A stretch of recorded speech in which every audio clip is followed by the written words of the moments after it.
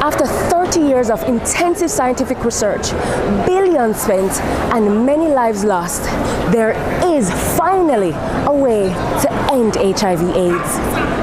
Or so they say. Delegates, advocates, activists, scientists, women, men, and children living with or without HIV/AIDS were all at the World AIDS 2012 conference in Washington, D.C. after 25 years. This was all made possible due to President Barack Obama lifting the travel ban for people living with HIV/AIDS. On behalf of Americans everywhere, welcome to the 2012 International AIDS Conference.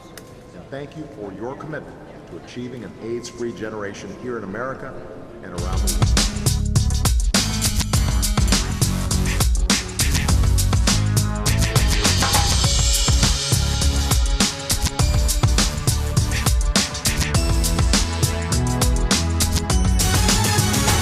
This is a deciding moment to let your voice be heard and start living it up.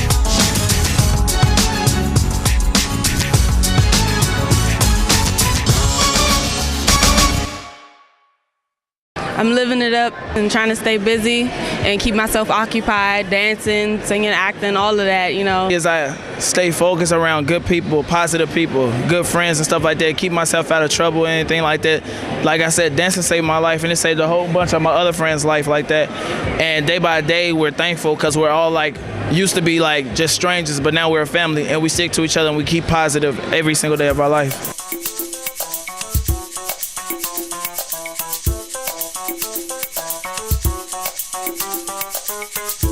For many, it's not easy, but how can you be heard, understood, and be loved if you continue to be afraid?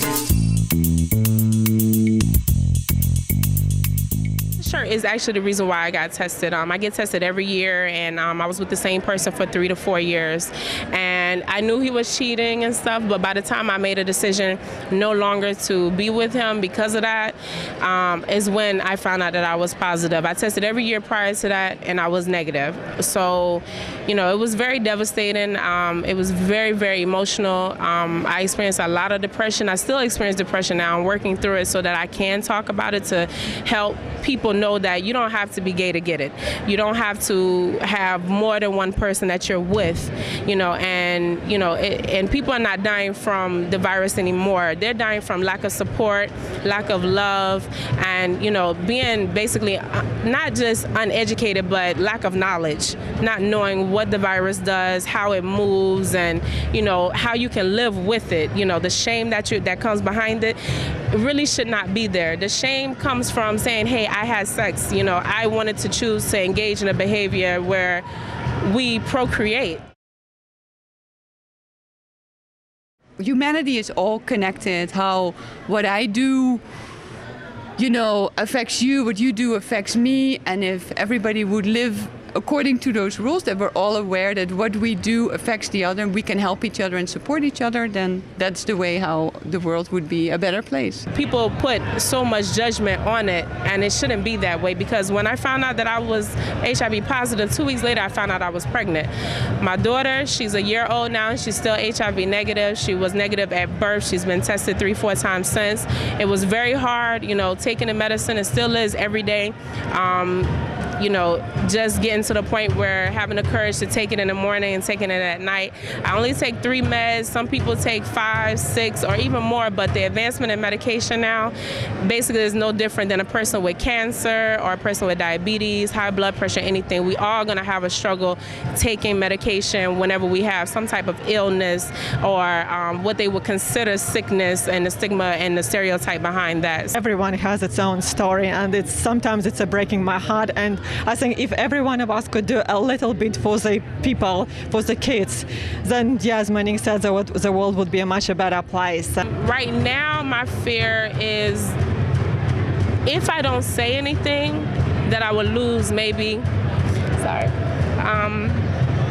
if I don't say anything, that maybe I would lose a friend to it.